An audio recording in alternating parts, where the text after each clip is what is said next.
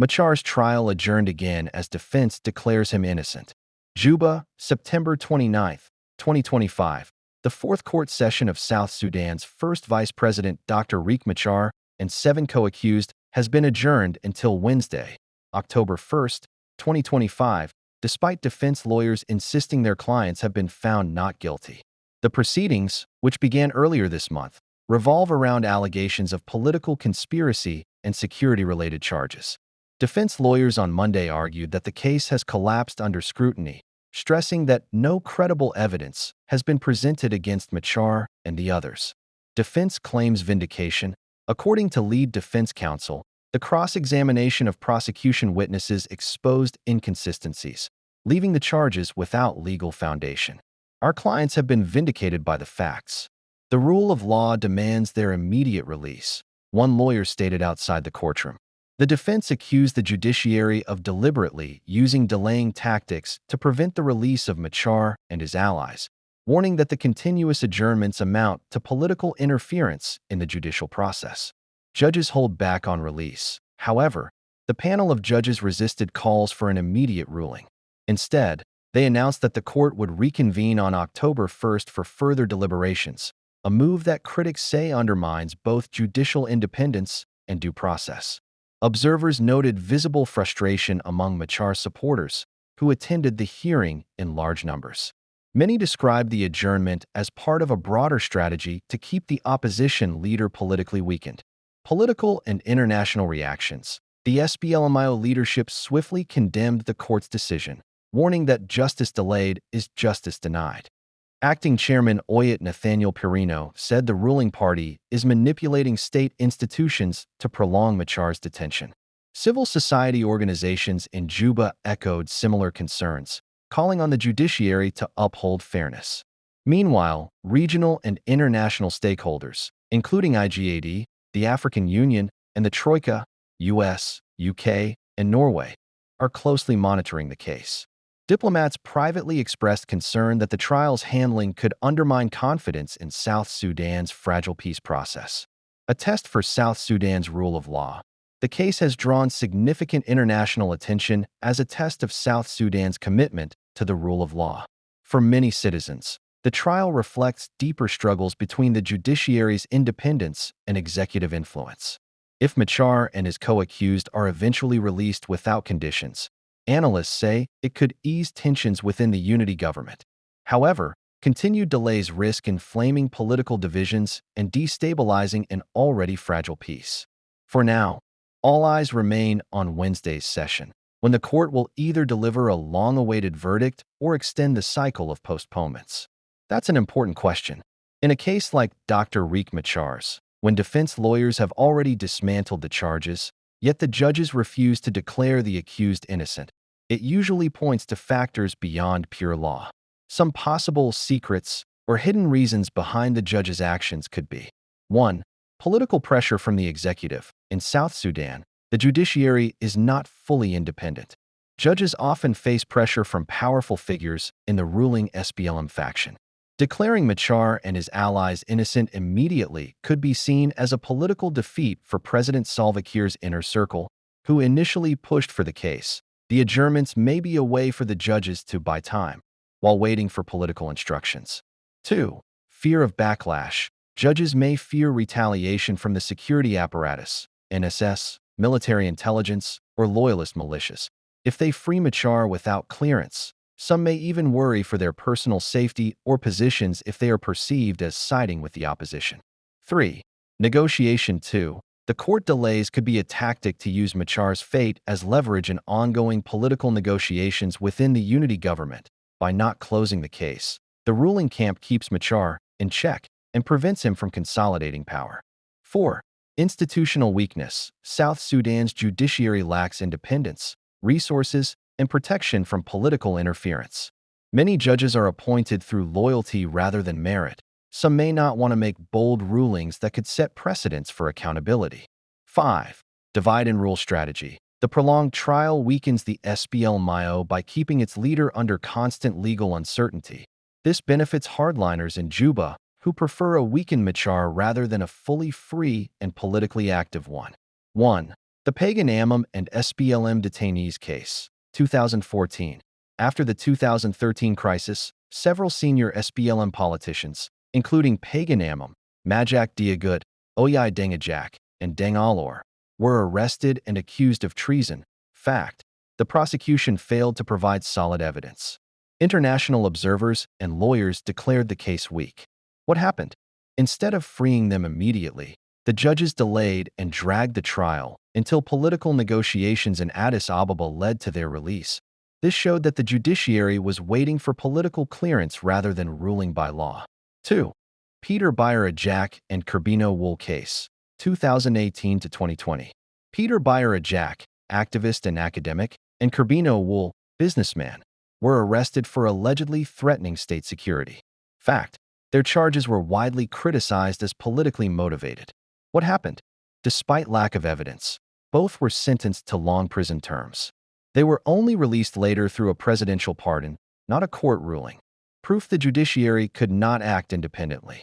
3. Journalists and human rights defenders cases, 2015 to 2023. Journalists like Alfred Taban, editor of Juba Monitor, and many others were arrested for incitement or undermining state security. Fact: South Sudan's media laws protect free expression. What happened? Courts delayed their cases or avoided rulings, leaving them in detention until NSS or the presidency decided. Judges avoided enforcing constitutional rights. 4. Recent case: Riek Machar and co-accused trial, 2025. As you noted, defense lawyers have proven that Machar and the 7 co-accused are not guilty. What's happening? Instead of freeing them, judges are stalling and postponing rulings. A repeat of the same pattern where politics dictates the courtroom. Pattern across all absence. 1.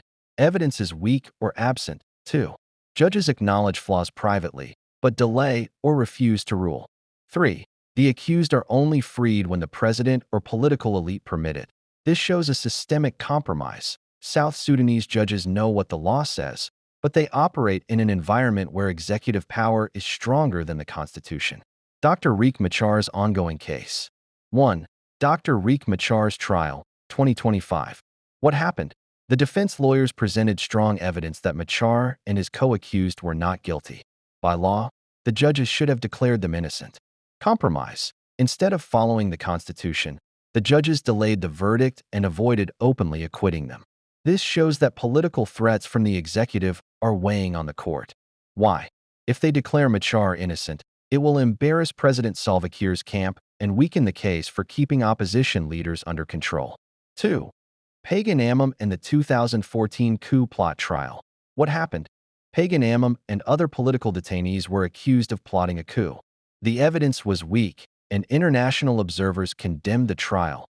Compromise. The court delayed and manipulated proceedings until political negotiations forced their release.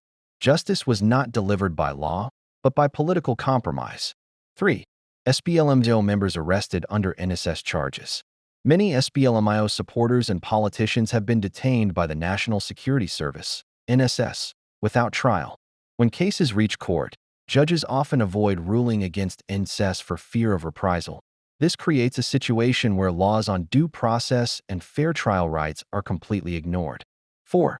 The case of civil society activists. Activists accused of undermining state authority are often jailed with little evidence. Courts hesitate to dismiss these charges because that would appear like a direct challenge to the government. These examples show that South Sudanese courts are not fully independent. Decisions are delayed, manipulated, or left incomplete because judges fear political retaliation. Would you like me to also explain what international law says about judicial independence and how South Sudan's courts are violating those standards? Court manipulation exposed in Machar trial. The ongoing trial of South Sudan's first Vice President Dr. Riek Machar and his co-accused has once again exposed deep flaws in the country's judicial system. Despite 4 consecutive sessions in which government prosecutors failed to present credible evidence, the judges have continued to grant the state additional time to strengthen its case. Legal experts say this is a blatant violation of due process and proof that the courts are operating under political influence rather than the rule of law. By law, the accused are innocent until proven guilty. If the prosecution fails to prove its allegations within a reasonable time, the court is obliged to dismiss the charges. Instead, the judges have compromised justice by pardoning government lawyers' failures and prolonging the trial. Observers argue that this tactic is being used to punish the accused through the trial process itself, keeping Machar, Petroleum Minister Pute Kong, and others under political pressure despite the absence of evidence.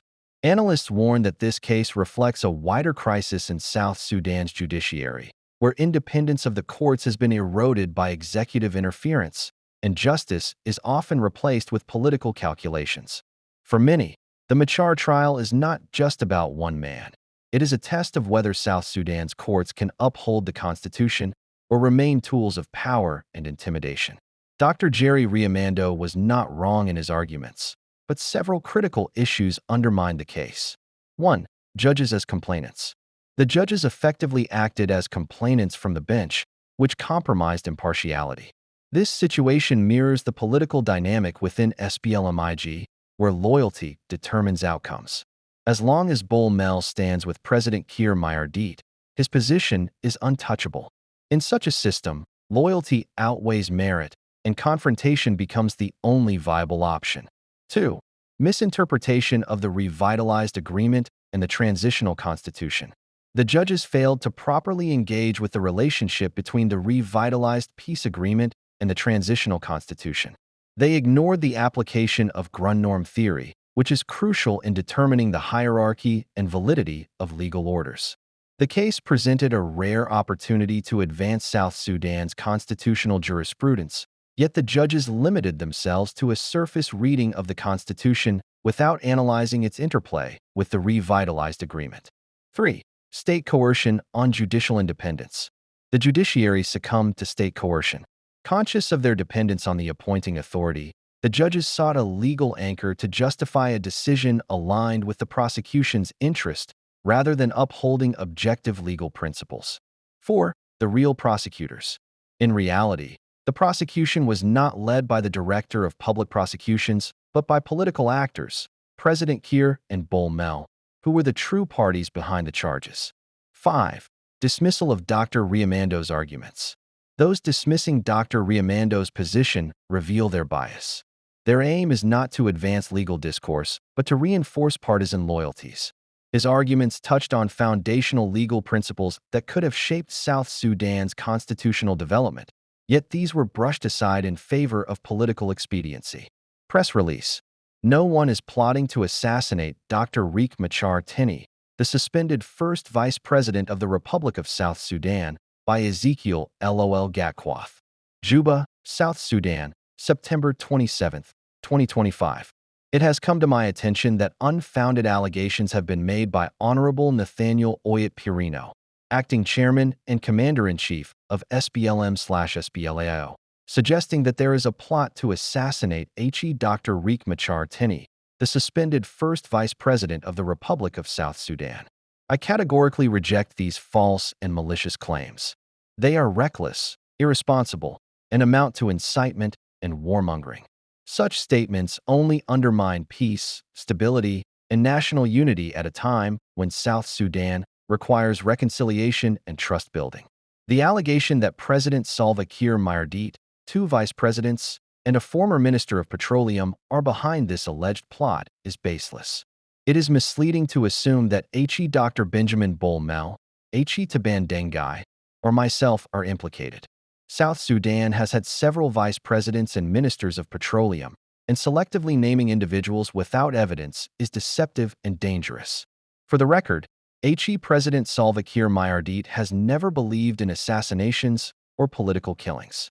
On the contrary, he has consistently acted to preserve lives, including during the July 2016 J1 incident, when Dr. Riek Machar, myself, and many others were protected under his leadership. Today, Dr. Riek Machar is under the full protection of the Presidential Guard. His security is guaranteed, and the President has issued strict instructions to ensure his safety is never compromised. What is currently taking place in Juba is a legal process concerning Dr. Riek Machar and other accused persons. Their cases are being handled by a court of law, not through violence or political persecution. There is no credible basis for fear over their personal safety. I strongly urge the public to disregard the misinformation being circulated by Honorable Nathaniel Oyet Pirino. Such fabrications have no place in our public discourse. They serve only to spread fear, incite division, and derail the peace and unity we are striving to build as a nation. My fellow citizens of South Sudan, this is Dr. Riek Machar, First Vice President of the Republic of South Sudan. I come to you today with a heavy heart, but also with a firm conviction in justice and peace for our country. I want to speak clearly on the matter of my colleague, Ezekiel LOL Gatquath, and the others who are now facing accusations. Although Ezekiel and I have had political disagreements, some of them very sharp, I cannot in good conscience remain silent while false charges and political threats are used to undermine the rule of law. Justice must not be selective. Justice must be equal to all, whether friend or enemy. I call upon the authorities to release Ezekiel LOL Gatquath and all those who have been falsely accused. Their detention serves no national purpose. It only deepens divisions, fuels mistrust, and undermines the spirit of reconciliation and healing that we urgently need in South Sudan. Let us not use the courts, the security organs, or the language of threats as political weapons. Instead, let us build a system where even rivals can trust in fairness and protection under the law. That is the only way we can achieve lasting peace, unity, and stability in our beloved country. I appeal to the government, the judiciary, and the people of South Sudan to stand firm for justice. Let us release those falsely accused, restore their dignity, and focus on the greater task of building a peaceful South Sudan for all. Thank you, and may God bless South Sudan. Kontama badan kelin mura sije nanjen lorgar kon ana chana riel mudin muzo ana yelar kai maka kai ana yelar ka gulgu ka bana yo ka fallo ko kan ene to magur selva kiroi aka lonya bayana lonya jamal gur. Dr. Riek Machar, widely regarded by his supporters as a father figure and a dedicated, peace-loving leader, continues to occupy a central role in South Sudan's turbulent political landscape. Despite being suspended from his position as first vice president, Machar is still viewed by many as a symbol of resilience and reconciliation. Communities across the country often describe him as a leader who has consistently advocated for dialogue and peaceful settlement of conflicts, even amid deep political rivalries and ongoing legal challenges. South Sudan, which has faced years of civil war, fragile peace agreements, and recurring political crises, remains at a crossroads. In this context, Machar's name is often associated with efforts to bridge divides and push for inclusivity in governance. His loyalists emphasize that his role is not only political but also moral, portraying him as a father of peace in a nation still struggling with instability.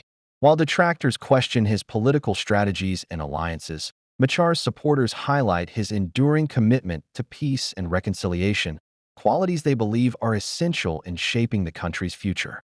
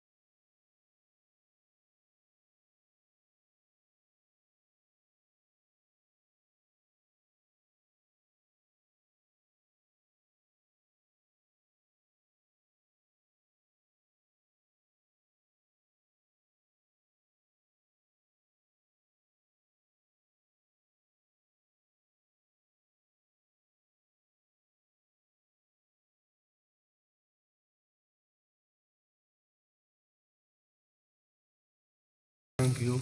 In the presence of the 8 accused persons, 7, 8.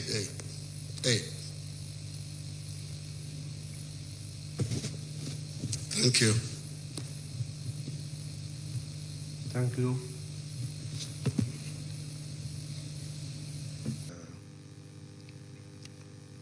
As part of the public prosecution attorney's team. As for the supremacy of the RI revitalized agreement, the defense cited Article 8.3 that says this revitalized agreement shall take precedence over national legislations and existing agreement to the contrary, and in the event that the provisions of national legislations or of previous agreement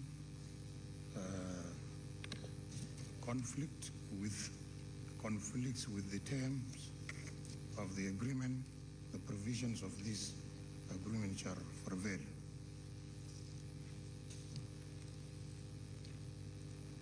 And that the revitalized agreement 2018 provides under 5.3.1.1 for the establishment of hybrid court for South Sudan. This court is independent and established by African Union Commission to investigate and prosecute individuals bearing responsibility for violation of international law and applicable South Sudan laws, committed from 15 December 2013 through the end of the transitional period. Another incident is a ceasefire violation.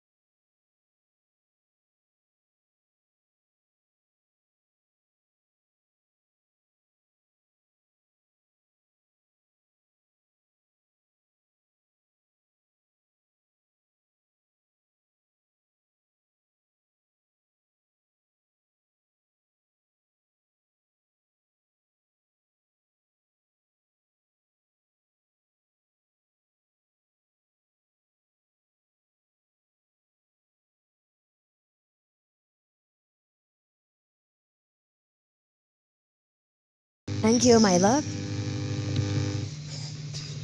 First and foremost, before I can touch to respond to our colleagues' petition, I'm praying from Honorable God to avail us copy of the judicial paid for us for submit.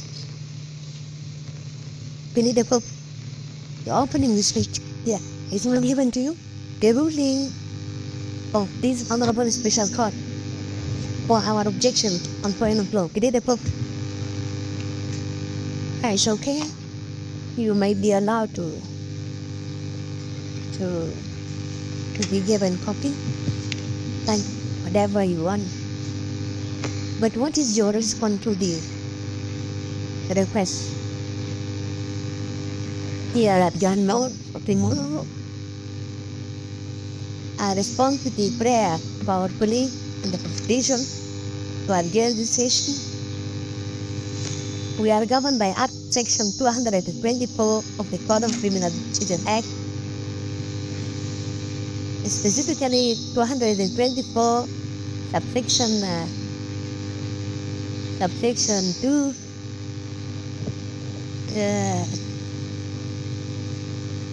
which allow us as defense after opening his speech. We are given also a legal right hearing the defense evidence of defense to respond to what the prosecution have stated. We are ready. My Lord, Your Lordship, subject defense respond to the public prosecution opening speech. We act for and on behalf of the accused, His Excellency Riek Machar, the first Vice President of the Republic of South Sudan, Good Counsel, Lieutenant General Gabriel Duke, Mampar Gabriel Lampert, Brigadier General Camilo Gatman Kell, I think they are Riek and Dominic Castro, respectively. We submit this response to the opening speech delivered by our colleague, the public prosecution expert. I want to bring the attention of our colleagues that in their opening speech, they just gave us a conclusion without giving us the facts.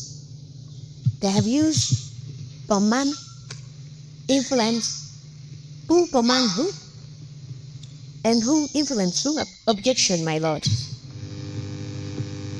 Yes. My lord, based on a section cited, section 222, subsection 2b, that deals with the prosecution opening speech, there is nothing as a right of reply. If his reference is subsection C, it talks of reply of the accused to the prosecution. That is a state that we have not reached to, because we are supposed to get into the statement of the inquirer, who is the complainant, and the statement of the complainant, if any, and the discussion of the same. What I was expecting is, my lord, based on our procedure, this is a special court. When the investigations were completed, the investigator and the public prosecution took the evidence to the court. But given the sensitivity of the matter, the court then, before the establishment of this court, the Office of the Chief Justice advised that given the sensitivity of these evidences, it should be kept by the prosecution and only be availed before this honorable court on the start of the prosecution case. So what we are expecting, or what we are praying for this honorable court is, we sought an adjournment to allow the prosecution and the investigator to submit to this honorable court the evidence that is available. Because we cannot give it to the court, since the Chief Justice had advised that the special court had not been established, and therefore we must come and submit it to the special court. And we request for this, my lords, in the interest of justice and following our rules of procedure. Thank you.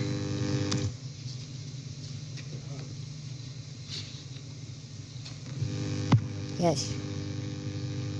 Your Lordship, it seems that the prosecution they have forgotten about natural justice. And natural justice, the element of natural justice are two. One, odi altrum patrum, which means do not condemn somebody unheard. Second, nemo judice in propria posa, which means a monkey should not determine the affairs of the forest, which means rule against bias, which is part of Article 19 of our Constitution. The right to be heard is enshrined in the Universal Declaration of Human Rights, 1948. It's also enshrined in the International Covenant for Civil and Political Rights of 1966, read together, International Covenant for Social or Cultural. Objection, Your Honor. And please, let him continue. Are you forgetting our rights? Yes, continue. We have spoken, and this is my time to talk. It's okay. You mentioned it. Certainly, Your Honor. Thank you, my lord. Yes. My next, Your Lordship, the prosecution alleges that our clients, the state accused, are guilty of serious offenses under Chapter 4 and 5, Section 206, 239 of the Penal Code, read together with Section 15A, D, and Section 16 of the Money Laundering and Counterterrorism Act 2012 as amended, read together with all the sections mentioned in the charges. To succeed, the prosecution moves from must prove beyond reasonable doubt that the accused person committed each and every element of the alleged offenses unless and until the prosecution discharge that burden, the burden of proof lies on them to certification of this special. The presumption of innocence must prevail. Friends and farmer, Your Lordship, and before we indulge into the fact and the law applicable, we would like to emphasize on the role of a prosecution attorney because criminal law or penal court involves a contest between a state and accused person. It is imperative that both sides are represented by competent and ethical advocates or attorneys. The primary duty of lawyers for state prosecution and the accused or defendant is to assist the court and the process and not to their respective clients as such. Thus, both sides have essentially similar obligations, although they come to their task from different perspectives. Your Lordship, a prosecution represents the state, not the victim.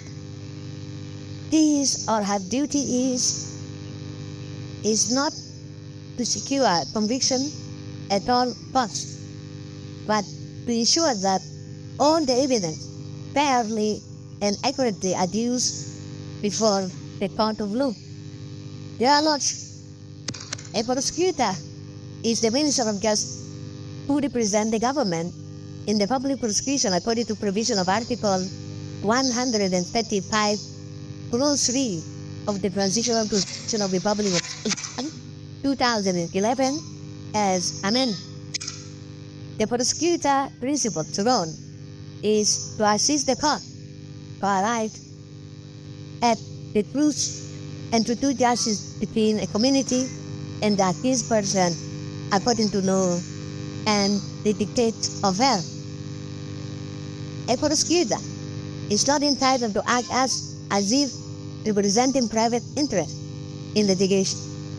A prosecution or a prosecutor represents a community community of South Sudan, and not any individual and sexual intent. A prosecutor acts independent, yet in general public interest. The prosecutor interest is to be understood in that context as in historical continuum, acknowledging debts to previous generation and obligation to future generation. Large. In carrying out that function, it behoves him neither to indict nor untried to speak for conviction except upon credible evidence of guilt, which credible evidence means believable evidence, reliable evidence, trustworthy evidence, evidence acquired according to law, not unconstitutional evidence or illegal obtained evidence which will submit to this honorable court in due course.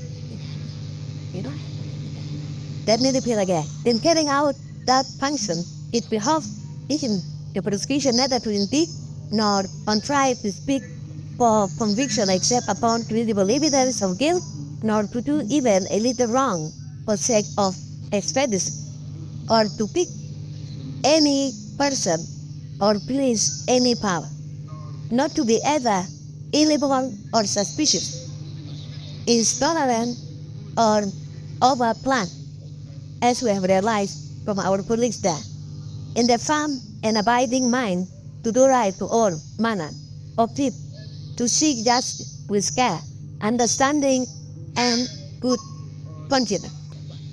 They should not be biased to the government. They should be biased to the people of South Sudan.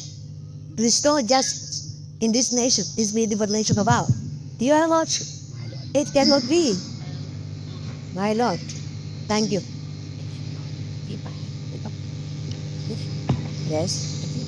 Let my then for this to stick on our openings is not to make reflection of what he is in mind, criticize the prosecution. This is not a time for. Thank you. So can sit down, please. Your Lordship, Deputy, try to summarize, because we have written like mine is only 5 papers, and we have done 2 immensely. Try to stick to here.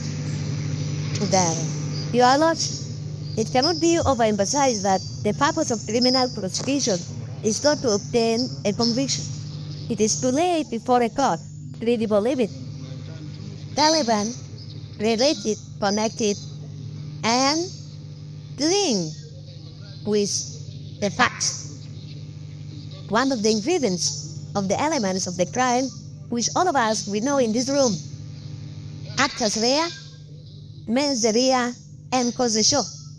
We need our police there to stick to these 3 elements, ingredients of the crime: mens rea, actus rea, mens rea, and causatio, which means physical act, criminal guilt, and connection between the act and the deed and the result. Dear Lord, lawyer has a duty to see that all available legal proof of the fact is presented. It should be done firmly and pressed to its legitimate strength, but it must all be done fair. The role of the prosecution exclude any notion of winning or losing. This function is a matter of public duty than which in civil life there can be none charged with greater personal responsibility. It is to be efficiently performed with an increasing sense of the dignity, the seriousness, and justice of judicial proceeding. Dear Lord, furthermore, Lord Macmillan, a Lord Advocate General in the Scotland, and a member of the Judicial Committee of the House of Lords of England. Please, Giri, why don't you just give us the paper and then begin the time? Instead of I'm big.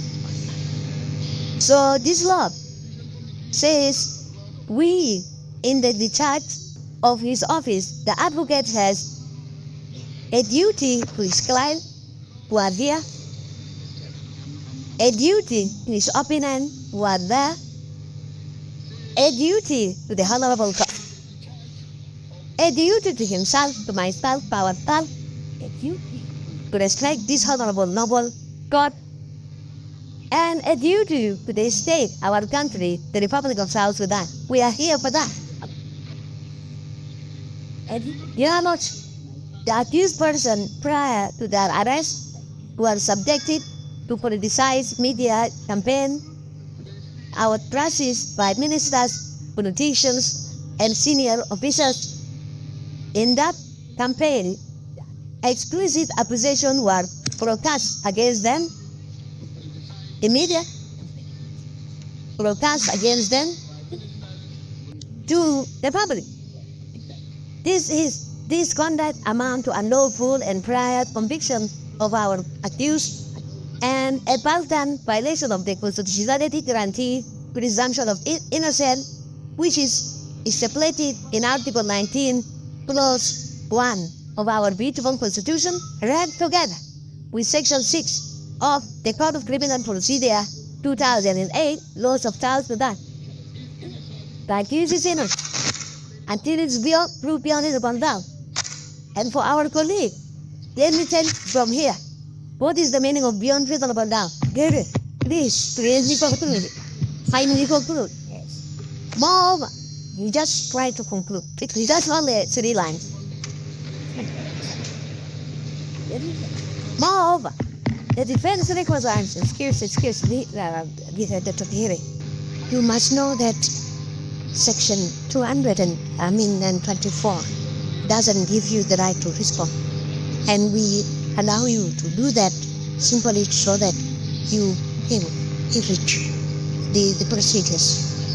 Please try to summarize. Otherwise, thank you. I want to remind this honorable court that South Sudan belongs to common law and judges always make law.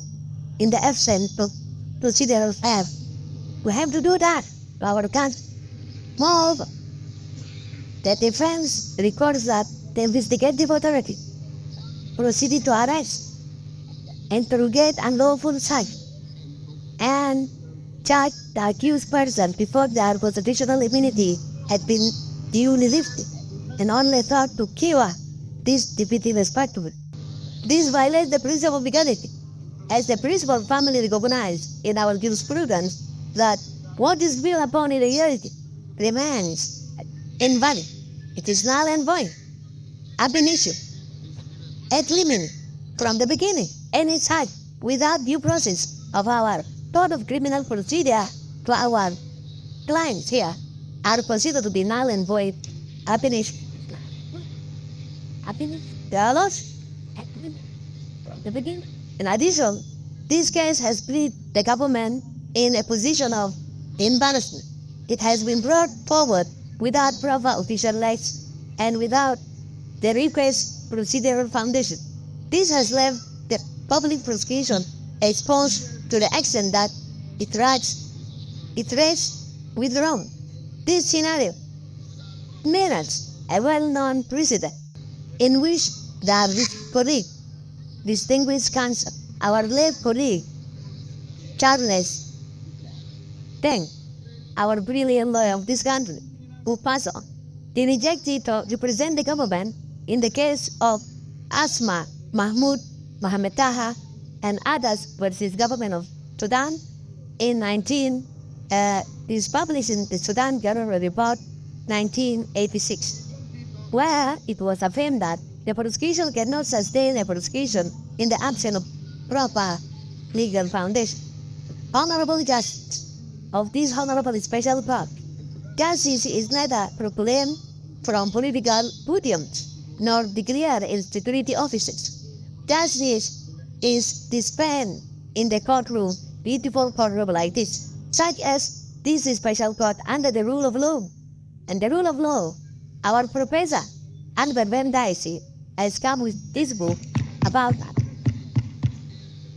I give you 2 minutes to finish your speech. Thank you. Your Honor, a matter of fundamental importance arises in this proceeding, namely the manner in which the prosecution intends to establish that accused person is standing before this special court are responsible for alleged crime, of which crime scenes in Nasir, in the Upper Nile State. It is undisputed fact that the said location is situated at a distance approximately 712 kilometers from the city of Juba. Where all these are here, and Nasir is far, how they manage the fly up to there and come. We don't have transport from Juba to Nasir, we don't have the road, how they manage to go there. The burden of proof lies on the who alleges to prove the case beyond reasonable doubt. Dear Lord, the accused person have been detained since March 2025 up to 21 of September 2025 in a clear violation of their constitutional right.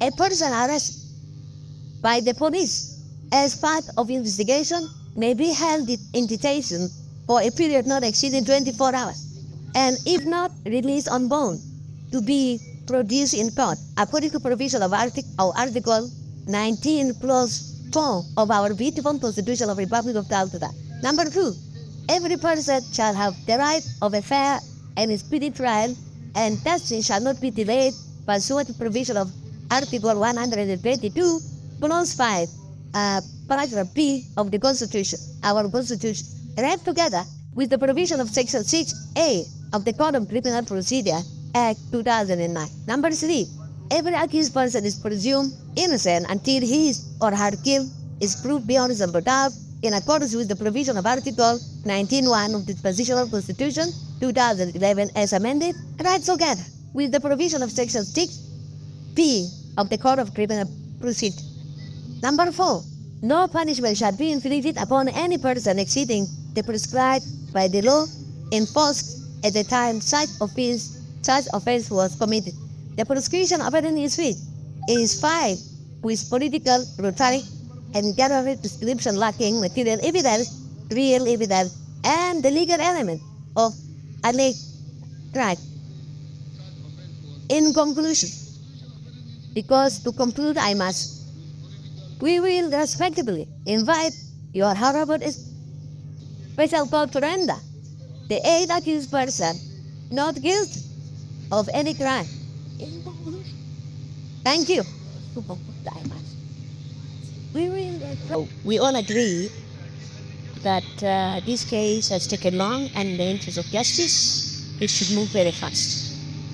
However, there are procedural requirements that we can reject, and that is providing this court our evidence. So we are requesting this adjournment not because we don't want to proceed. We want to proceed, but the requirement is that we must submit this evidence to court, so that it will be the custody of court as we proceed with the court proceeding. It is our right as well to request for the same. So we insist on our prayer for adjournment so that we proceed tomorrow in the morning after submitted and verified with the court police all the evidence that should be submitted to the court. It is not our own making, but it's because of the speciality of this court, the nature of this court, the uniqueness of this court. If this court was existing on its own before, we would have done this long before today. Thank you.